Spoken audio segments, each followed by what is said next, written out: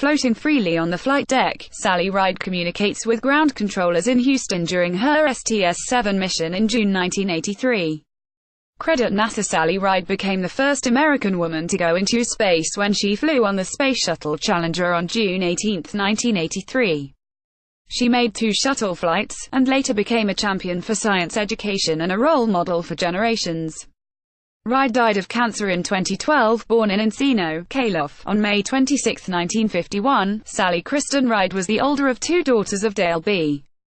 Ride and Carol Joyce Anderson Ride. Her father was a professor of political science and her mother was a counselor. While neither had a background in the physical sciences, she credited them with fostering her deep interest in science by encouraging her to explore. An athletic youngster, Ride attended Westlake High School for Girls, a prep school in Los Angeles, on a partial tennis scholarship. She graduated in 1968.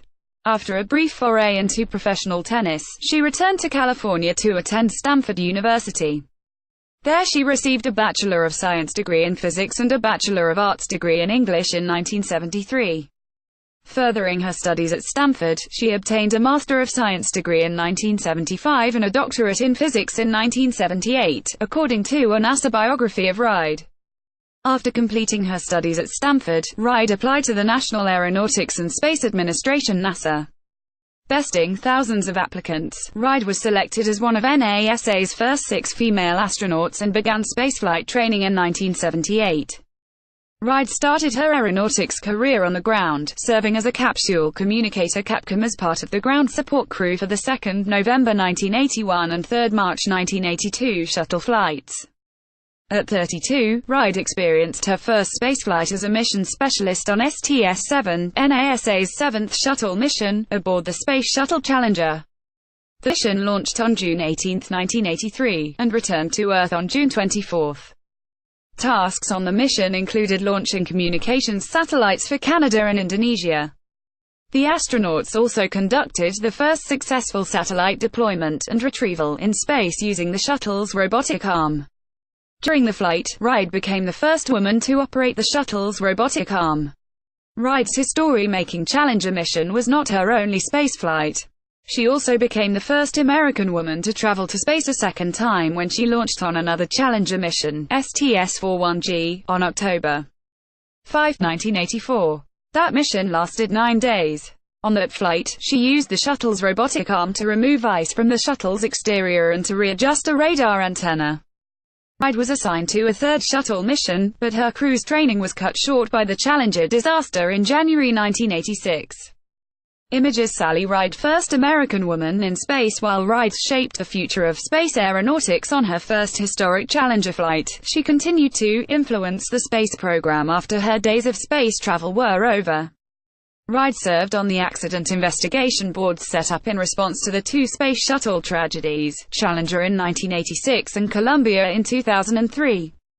In 2009, she participated in the Augustin Committee that helped define NASA's spaceflight goals.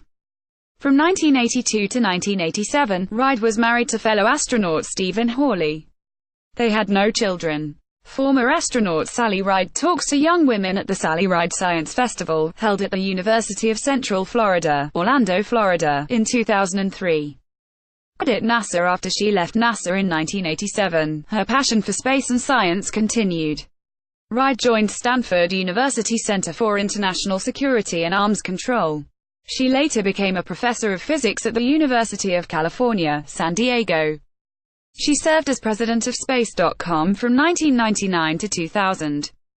Believing that it was important to encourage students, especially girls, to embrace the study of science, she co-founded Sally Ride Science, a science outreach company, in 2001, with her partner, Tam O'Shaughnessy.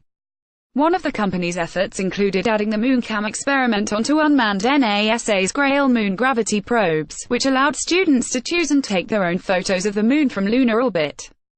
Ride also wrote 5 science-related children's books: To Space and Back, Voyager, The Third Planet, The Mystery of Mars, and Exploring Our Solar System. Ride died on July 23, 2012, at the age of 61 following a 17-month battle with pancreatic cancer. Ride received numerous accolades shortly after her death. the spot on the Moon where NASA intentionally crashed Ebb and Flow, the two gravity mapping probes in the Grail mission, was named after her. Ride had played a key role in the project's education and outreach efforts. The U.S. Navy named a research ship after the astronaut. President Barack Obama posthumously awarded her the Presidential Medal of Freedom, the nation's highest civilian honor, in November 2013. As the first American woman in space, Sally did not just break the stratospheric glass ceiling, she blasted through it, Obama said. And when she came back to Earth, she devoted her life to helping girls excel in fields like math, science and engineering. In 2014, journalist Lynn Sher released a book about Sally Ride called Sally Ride, America's First Woman in Space. Sher had covered Ride's career extensively while working for ABC News, and over the years the two women became friends. Shortly after the book was published, Sher did an interview with Space.com partner Collect Space about Ride's career and the importance of the women's movement in her life. O'Shaughnessy also wrote a children's biography of Ride, called Sally Ride, a photobiography of America's pioneering woman in space. In an interview with Space.com, O'Shaughnessy said Sher did an excellent job in her family-approved biography, but she wanted another to write another one to convey Ride's message to children. I started thinking about doing one myself for kids, and trying to do it as appropriately as I could with all the issues of death and being gay and being a gay couple, and Sally being such a hero to so many people, she said in a Space.com interview in 2015.